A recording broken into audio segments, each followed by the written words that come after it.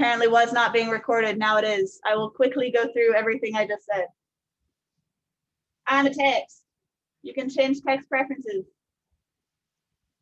Over here, under character and paragraph, right here. You can change things, size, font, boldness, upsies and downsies, rightsies and leftsies. If you want to add a preset, right click on these little three dots. Browse presets. It brings up Bridge. Inside of Bridge, there are multiple presets. And here, we want text. There's all sorts of texts in here. When you want to add one, all you have to do is go into it, click on it once to preview, double click to add it.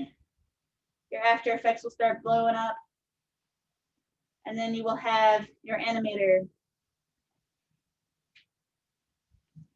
The quickest version.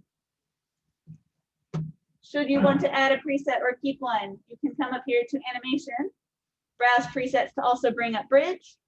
You can look at ones that you've recently done. And if you want to save one that you've changed, just click this right here, save preset.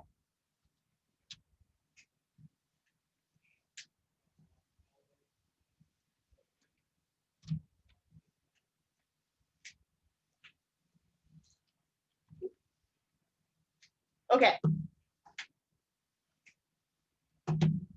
So now we have our I'm a text. I'm going to go ahead and hide this I'm a text by turning its eyeball off. And I'm going to create a new text. I'm going to call this one Hello There. I'm going to change its font, maybe something a little bit different. Maybe this one. General Kenobi, correct. I'm going to make this a nice blue outline. Everyone see that okay? I don't want it to be like weird grays on grays or anything. So now we have our text. It is here, it's hello there. So what we're going to do is I'm going to make sure my hello there text is selected. And I'm going to come up here to my pen tool. And what we're going to do is we're going to create a mask line with our text. So I'm just going to start somewhere off screen, maybe about here-ish. I'm going to click and drag so I can get some nice sweeping lines. You can do some nice jagged lines. You can do both. So if you want it down here to be sharp, up here to be nice and sharp,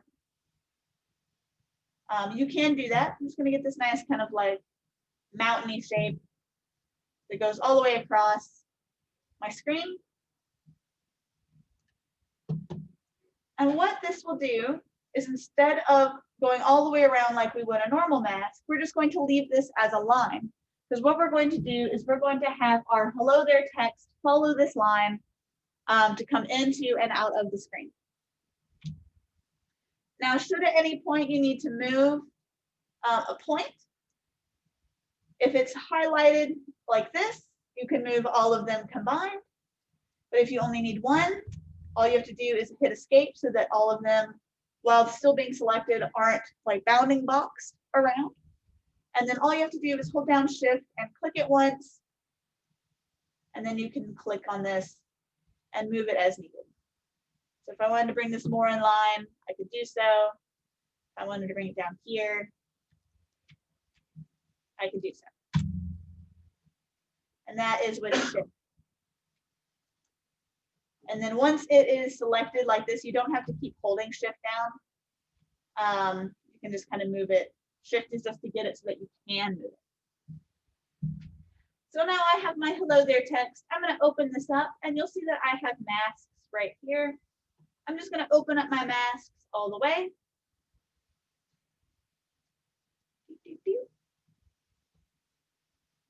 I'm going to go up to path under my text options as well. So I'm going to open up both my masks and my path. We're going to do something very similar to what we did on Monday with our box shape and getting that thing to move around on it. So we're going to come down here to path, except instead of right clicking and changing that to something else, we're actually just going to take this little drop box and make it match the mask that we want it to move with. So if you've got like 5 masks on your layer, you can pick the exact one that you want. So I'm going to click on that one. So because I only have my mask 1.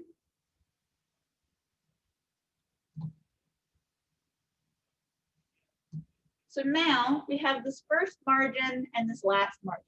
So first margin is where is it starting? So you can see I still have part of my word there visible here. If I want it to be completely off screen at the very beginning of my timeline, all I have to do is move this into the negative. And then keyframe that. And then come all the way to where I want things to end. So maybe at like 6 seconds. I can move it to follow the path just by clicking and dragging till it's off the screen.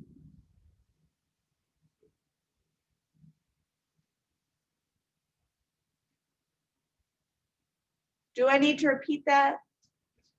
Okay, just want to make sure. All right, I'm going to erase this mask. I have hello there.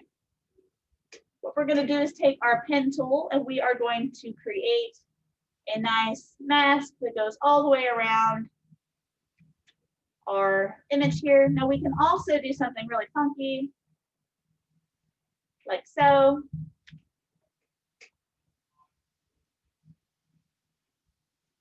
And have something really weird and crazy.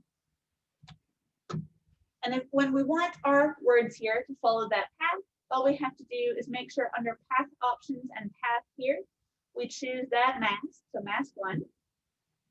And this first margin is where is the beginning or first part of our text starting. So since I want all of my words to be off screen at the start, I can move that all the way over. And I want to make sure at the beginning of my timeline, I have my keyframe on. And then wherever I want it to stop, let's say 6 seconds again, I can take this number and roll it all the way through till my roller coaster reaches the end.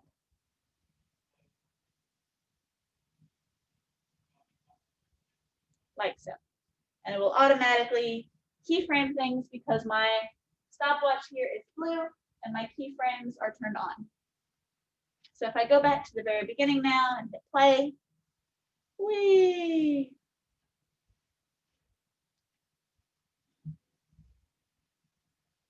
Like so. So that's pretty neat, right? So there's a couple of other things we can do. So I'm going to make sure I have my hello there right here. I'm actually just going to reverse my outline just a little bit so you guys can see it. Now, if we look at the last margin is actually not what you think. It's actually where your words end. So it's not going to squish anything down or stretch anything. And since we have our first margin already keyframed, we don't have to really worry about the last margin. Something we can look at, though, is this forced alignment. We can turn that off. So that is how far apart are these letters going to be at any given point. So you can see they start out really far apart and slowly move to where they come together at the end. We also have our perpendicular to path. This is currently on. We can turn that off to get more of a more follow the curve kind of shape. Gets a little bit crunchy right through the middle here. And as it goes up and down in the verticals.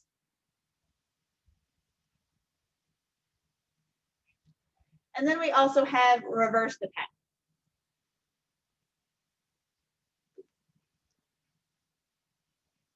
So you can see it starts from the end instead of the beginning.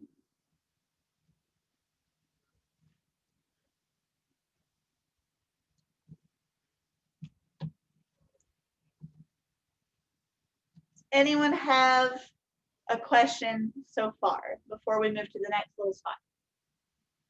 Question. Mhm. Okay. So now,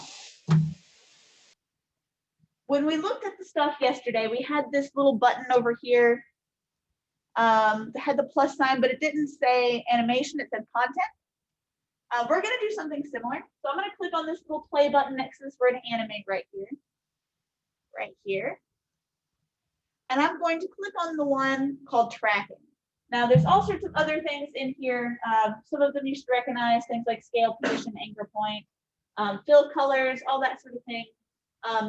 Tracking actually doesn't track certain things, but it does allow things to be moved so that they aren't jumbled. You can stretch things apart and things can kind of flow around corners and curves a little bit easier to help with your kerning as it moves across your path. So I'm going to add a tracking here. And then I'm going to find a place where things are a little bit jumbled. So that would probably be like here on my mask. I'm just going to move my mask up so we can see it a little bit. So we have this little down swing right here. And you can see that my T and H and my E are all really close to each other. It's a little hard to read. This is what the tracking is really good for. So we can come over here to tracking amount and open that up. And you can see it kind of stretches my words a little bit so that they're easier to read during those down swings. So it's not something I would use probably here. I'd probably keep that at maybe a 0. But this can be keyframed so that when you're going through that down right there, you can open this up a little bit.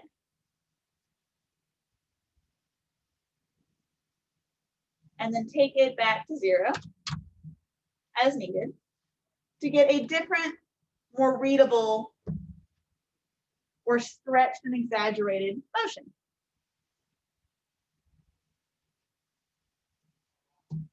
Now you can also change the different types of tracking there is. So right now it's before and after. You can change it to just before. So it's just everything before this point right here, which you can click and change. So you can see things all stretched from where that before spot starts. Or you can change it to after. So you can do the same thing. You click on that. So it's everything after a certain point. Or you can do both, which is the default before and after, to change only the parts that need to be exaggerated. So if you know that T and H are where all your problems are going to be, you can have it so just your T and H are in that before and after.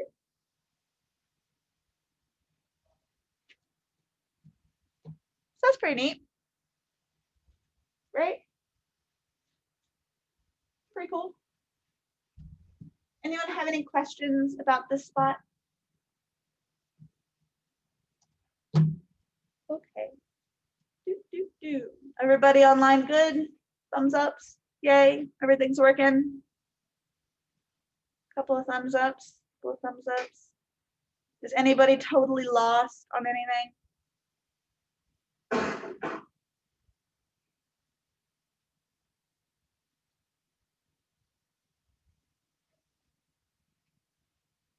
Okay. So I'm going to minimize my hello there.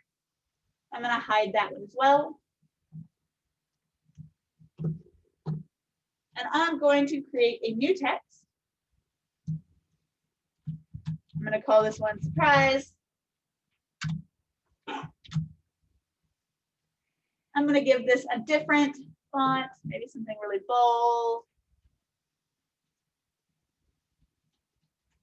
and interesting. Yeah, I'll leave it at Bauhaus.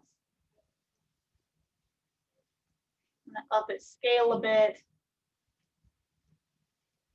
Put that in the middle. Now, for this, what we're going to do is we are going to be taking our text and give it an outline that will be keyframeable. You can do this with different colors. You can do this with one color. But but it's really fun and really neat. So I'm going to go ahead and make sure that my text is only outlines. So I'm going to go ahead and I'm going to make my text maybe like this, like kind of pinkish color. And I'm going to make my line weight itself a little thicker so you guys can see it a bit more. So it says surprise. Now, the most important thing about this part is that you don't have a fill color. So this one main color right here, we want to make sure that that fill color is empty. We don't want any fill color. If you have a fill color, this will still work, but it won't look as neat or as cool. It'll kind of give away the illusion that things are going to be generating based off keyframes. All right.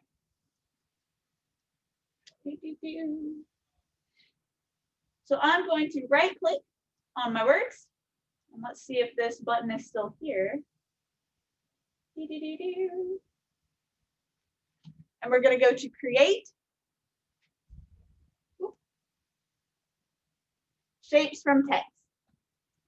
Now you can also do something similar to this with masks from text, where instead of it creating shapes, it will create a mask that is your words. It's pretty neat.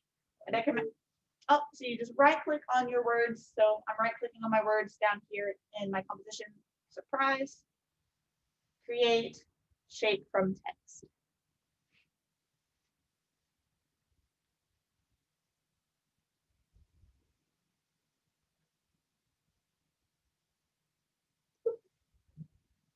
So now we have our surprise here.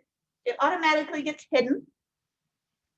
And our surprise is now a shape layer. You can tell that because it has a star and not a T for text. And they automatically add in the word outline to the outside of it because that's what it is. It is now an outline of our surprise. I'm just going to open this up. Go into my contents here, and you'll see that each one of my letters and my exclamation mark are their own little shape. Now you can also do this by creating every single letter as its own text layer and offset these to get the exact same effect, but more offset. Kind of throwing that out there. You can also offset them with the keyframes in here. But for this exercise, I won't be doing that. So if you do want to offset each letter to do the thing that we're about to do, you can do them all individually as their own text. So with these contents here, I'm going to add, so right click to add a trim path. This will allow us to change where things are starting and ending. I'm going to zoom in a little bit. And you can already see kind of what's happening here. So at the very beginning of my timeline, I'm going to keyframe my start. And then I'm going to go about to where I think my text would be fully invisible or visible. So you can do this exact thing, but opposite.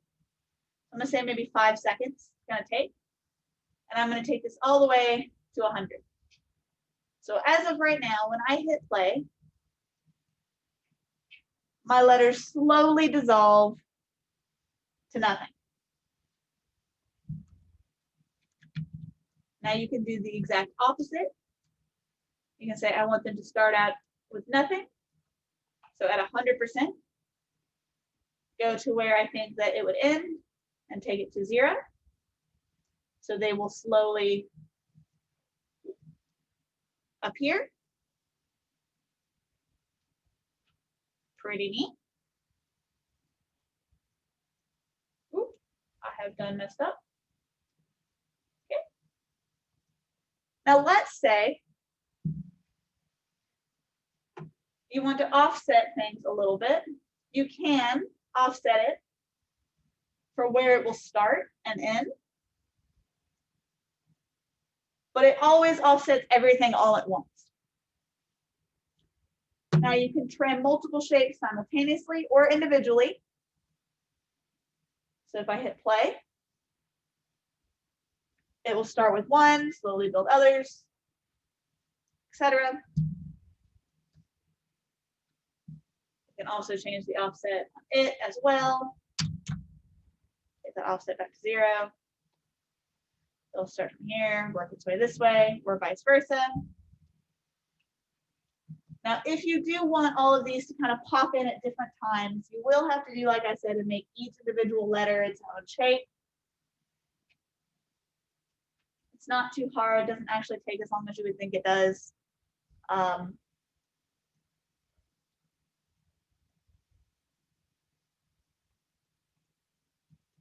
This is cool, right? This is pretty neat. You see some fun applications for this. Make some logos for yourselves. Get some fun stuff in here. You can really up this by coming down to your presets here and adding a glow. We have all sorts of different glows. Just the standard glow.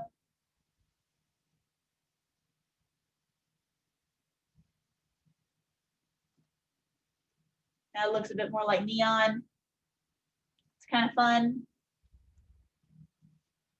We also have, for you guys to use as students, we also have this red giant track code and things like that. This is a plugin that's really cool. You can do all sorts of really neat visual effects and fun things. But there's one in there called Starglow.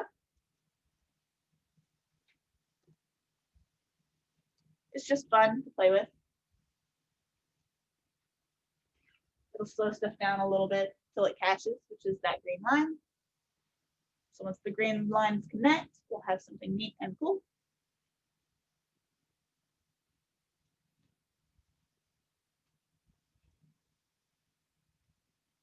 So should you want to get something that looks a little bit like this or something kind of neat or interesting visually, you do have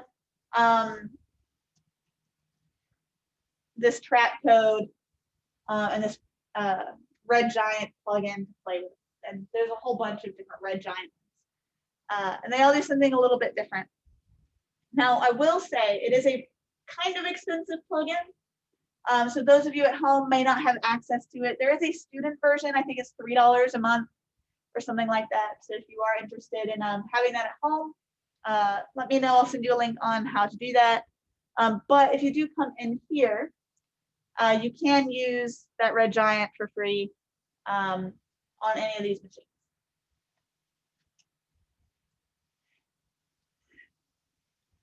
Any questions about any of the four things we did in here?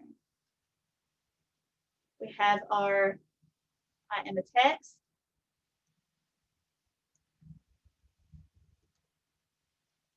We have our hello there, and we have our surprise. Any questions on any of those three things?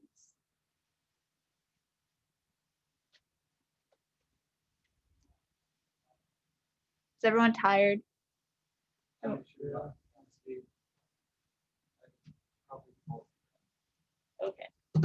we're almost done. Okay. So one last thing. You do not have to follow along with me for this spot if you do not want to. Ooh, wrong button.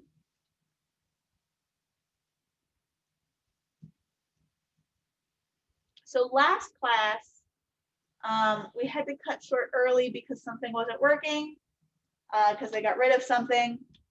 I did find the fix.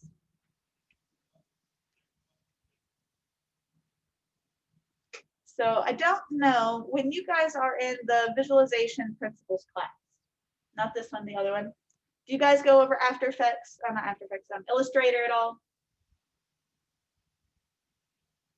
Yes, okay. Making sure. So what we'll be doing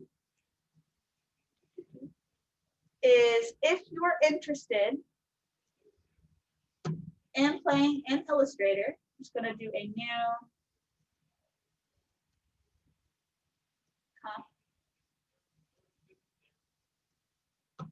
you can bring in files from Illustrator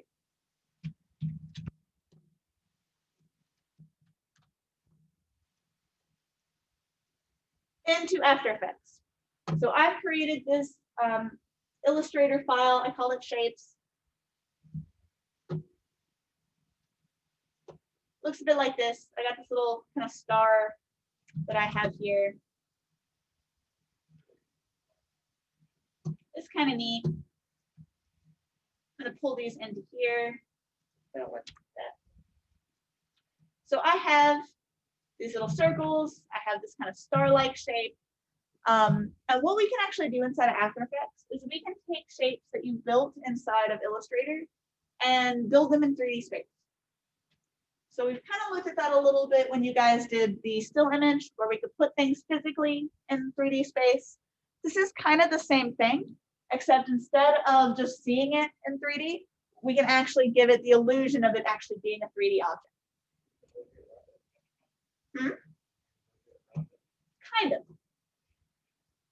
So what we're going to do is I now have my shape in here.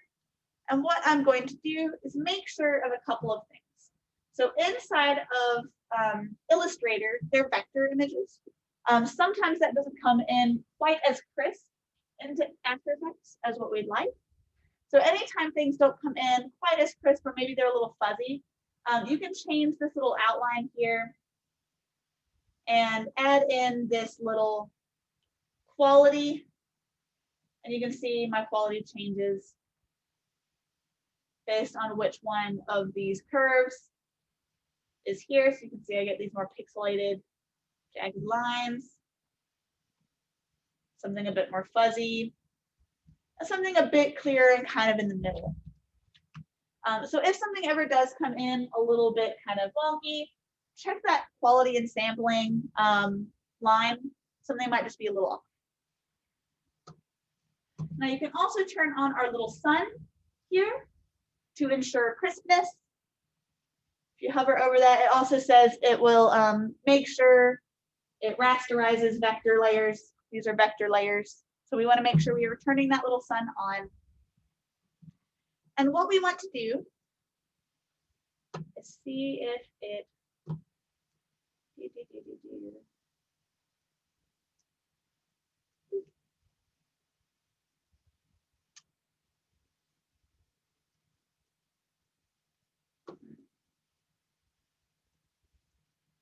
bear with me.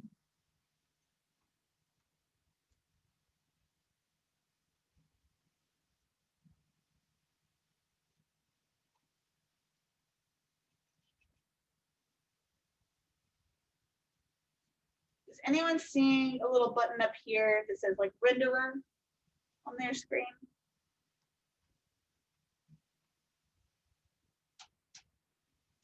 There should be a little button right somewhere over here that says renderer.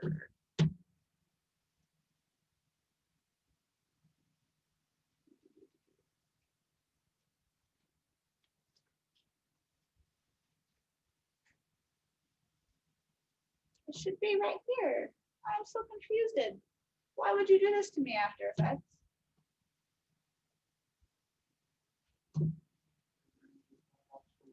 They do.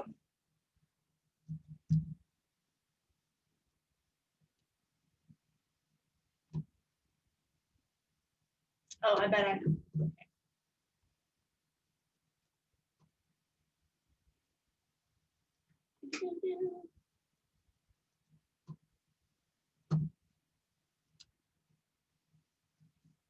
Bear with me.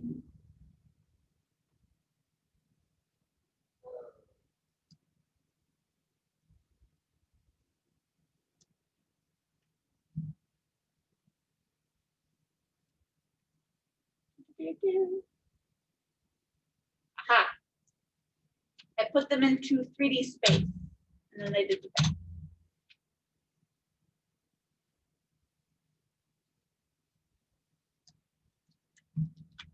Okay, so to get this little renderer to pop up,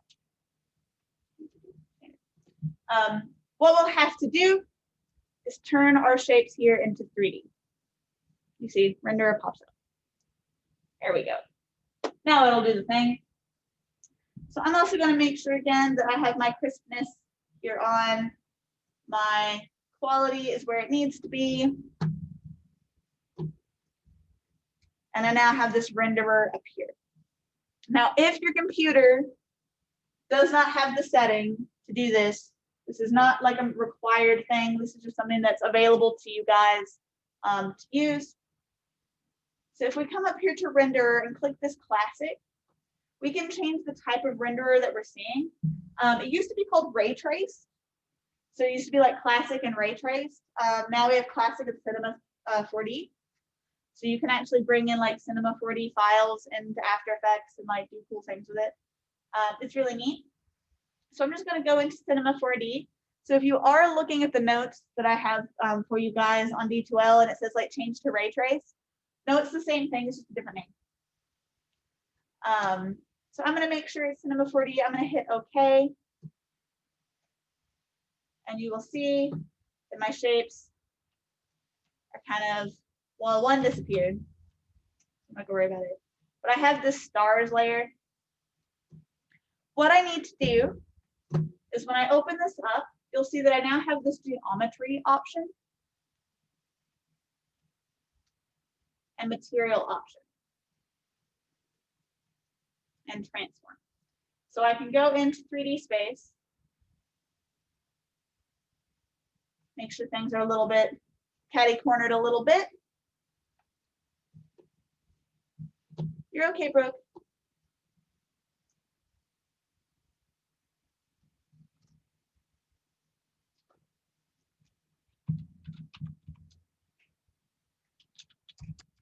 Maybe I did get rid of this. Hold on.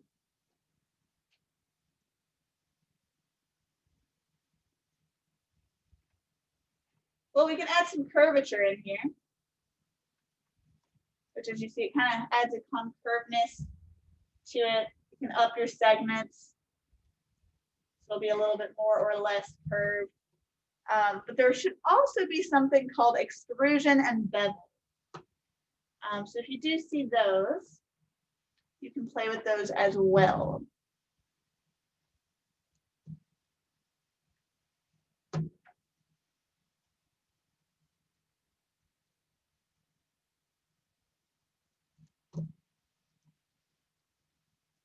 That's fine.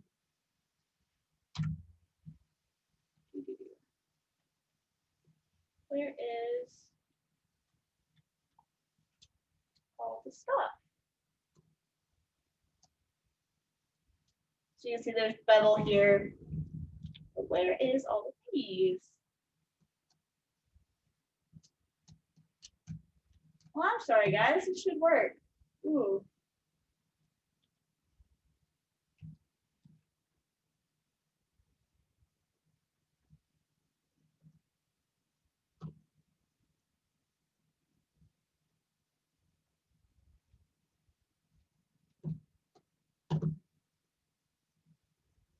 Well,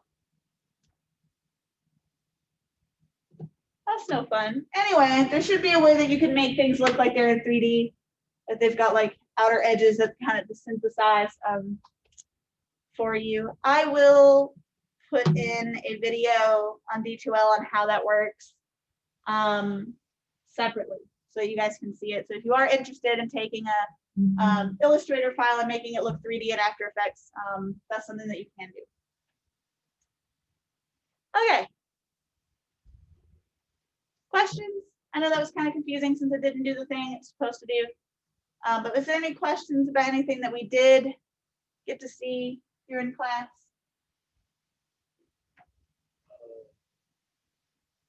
I can get the word to have the little line after right on.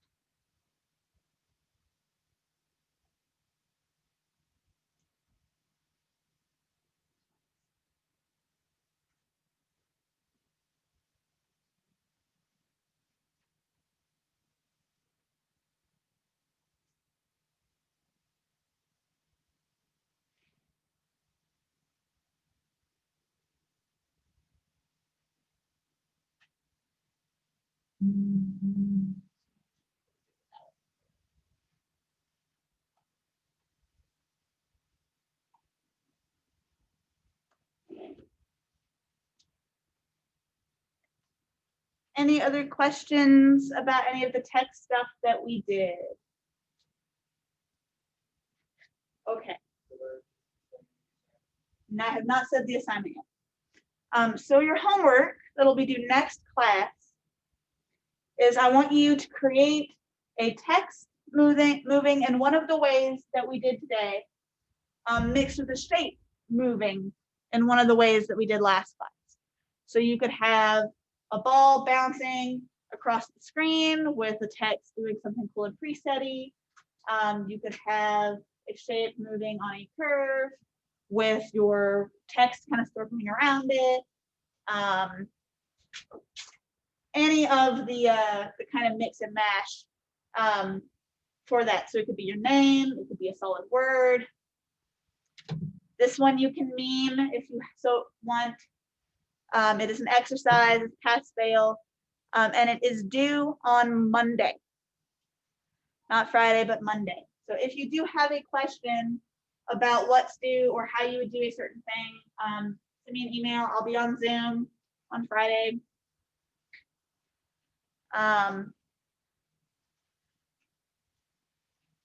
Any questions about it at all? There is no write-up for this one. It's merely exactly what it sounds like. Make a text, make it do something neat, have a shape, make it do something neat. You do need both of those to pass the exercise. So you can stay simple. It doesn't have to be like super hardcore mode, like text going 80 miles a minute back and forth across the screen with balls bouncing and, you know, all sorts of weirdness. You can just do one ball bounce, or you can do one shape moving across the screen on a path. You can do like 4 shapes moving across on a path and your text doing something cool. But there needs to be a shape and a text. And they need to be doing something interesting on your screen. Yeah, like have fun with it. Like this one doesn't have to be serious. This one can be fun. You can meme it within reason. You can meme it. These things on me. All right, and that's all I have. Those of you remote, I'm going to turn off my share and I'm going to end the recording so that I can be compiling. You may leave and enjoy the rest of your day. Take a nap. Those of you in here, you may leave, find some food, take a nap. And I will see you guys on Monday, unless I see you on Friday.